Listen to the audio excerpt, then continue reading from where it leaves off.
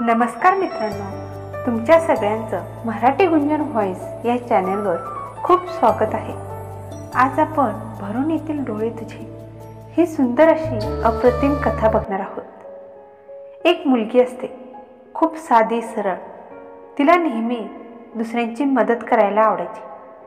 तिला नेहमी असं वाटायचं की आपल्यामुळे कोणीसुद्धा दुःखी होता कामा नये।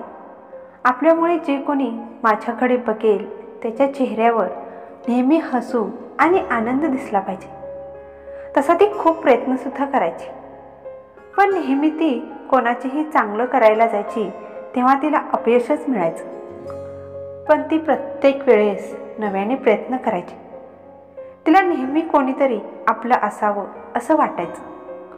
तिला नेहमी एकटे वाटायचं। मनातल्या गोष्टी कोणाला तरी सांगाव्या असं नेहमी वाटायचं। बऱ्याच वर्षानंतर तिच्या आयुष्यात एक मुलगा येतो। त्या दोघांची ओळख होते।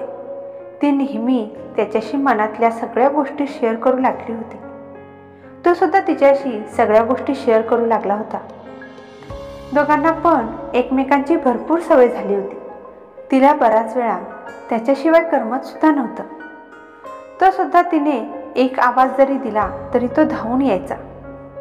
दोघे पण नेहमी एकमेकांना छोट्या छोट्या गोष्टी सुद्धा शेअर करायचे। बऱ्याच गोष्टींच्या सवयी दोघांच्या सुद्धा एकसारख्याच होत्या।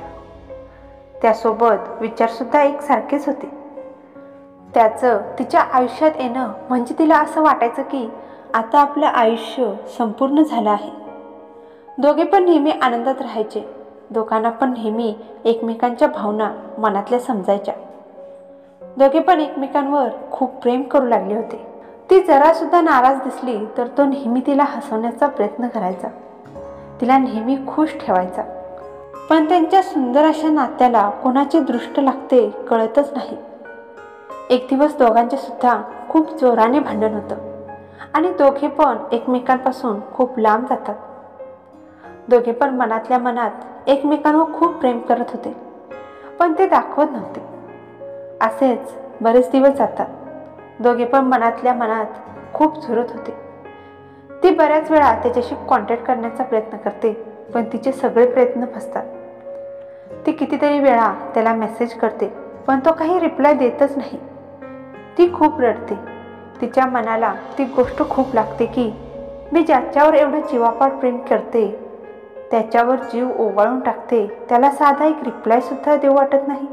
दिवस रात्र ती त्याच्या आठवणींमध्ये फक्त रडतच होती। तिला नेहमी असं वाटायचं की एक ना एक दिवस तो मला भेटेल आणि माझ्याशी बोलेल। तो एकदा तरी आपल्याशी बोलेल या आशेने ती जगत होती। पण शेवटी आशा ही निराशा होती।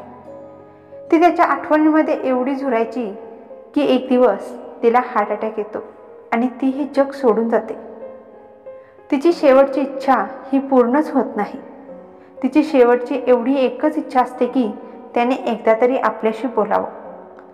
जेव्हा त्याला ही गोष्ट समजते तेव्हा तो खूप ढसाढसा रडतो आणि तो निघून तिच्याजवळ येतो। तेव्हा तिचे बोल त्याला आठवतात। ती बोलली होती की त्याला, तुला जर माझ्याशी बोलायचं नाही ना तर माझी शेवटची इच्छा तेवढी पूर्ण कर। जेव्हा मी मरेन ना त्यावेळेस तूच मला अग्नी दे। हे आठवून तो खूप रडतो। त्याच्या मनाला लागतं। तेव्हा त्याला असं वाटतं की मी जर रागानं रुसून बसलो नसतो, तिच्याशी जर बोललो असतो तर ती आज माझ्यासोबत असते। तिच्यावर तो अंत्यसंस्कार करतो आणि तिथेच रडत बसतो। तिच्याबरोबर घालवलेल्या प्रत्येक गोष्टी, प्रत्येक क्षण त्याच्या डोळ्यांसमोर उभे राहतात। समोर असणाऱ्या नदीच्या पाण्यात तिचं प्रतिबिंब उभं राहतं आणि त्याला बोलते की असा रडत बसू नकोस। तू असं रडताना मला नाही आवडत। तू तुझ्या आयुष्यात खूप खुश राहा, आनंदी राहा। जेव्हा जेव्हा तुला माझी आठवण येईल तेव्हा तेव्हा तू एक गुलाबाचं रोपटं नक्की लाव। तुला झाडे लावायला आवडतात ना, तुला बघायची माझी खूप इच्छा होती। तुझ्याशी भरपूर गप्पा मला मारायच्या होत्या। भरपूर गोष्टी तुला सांगायच्या होत्या। तुला मी कितीतरी मेसेज केले, कितीतरी वेळा फोन केला, पण तू मला कधी रिप्लाय दिलाच नाहीस। तू असं हिंमत सोडून हार मानून बसलेलं मला नाही आवडणार। तुला स्वतःच्या पायावर उभे राहून काहीतरी करून दाखवायचे आहे. झालं गेलं विसरून जा आणि तुझ्या आयुष्यात तू पुढे जा. एखादी चांगली मुलगी बघून तिच्याशी लग्न कर. मी तुझ्या नेहमीच सोबत असेन. तो पळत पळत जाऊन तिला मिठी मारायचा प्रयत्न करतो, पण त्या पाण्यात कोणीसुद्धा नसतं. एका क्षणात तिचं प्रतिबिंब गायब होतं. आयुष्यभर तो तिच्या आठवणींमध्ये एकटाच जगतो. प्रत्येक क्षणाला त्याला तिची आठवण खूप यायची. भरून येतील डोळे तुझे मी जवळ नसताना. एकटं वाटेल तुला संपूर्ण जग तुझ्यासोबत असताना. पण कधी रडू नको तू, कारण तुला पाहायचं आहे नेहमी हसताना. आशा करते की मित्रांनो तुम्हाला आजची ही कहाणी आवडली असेल तर नक्की लाईक, शेअर आणि कमेंट करायला विसरू नका. त्याचसोबत चॅनलवर जर नवीन असाल तर सबस्क्राईबसुद्धा करा. भेटूया पुढच्या कहाणीमध्ये. तोपर्यंत धन्यवाद.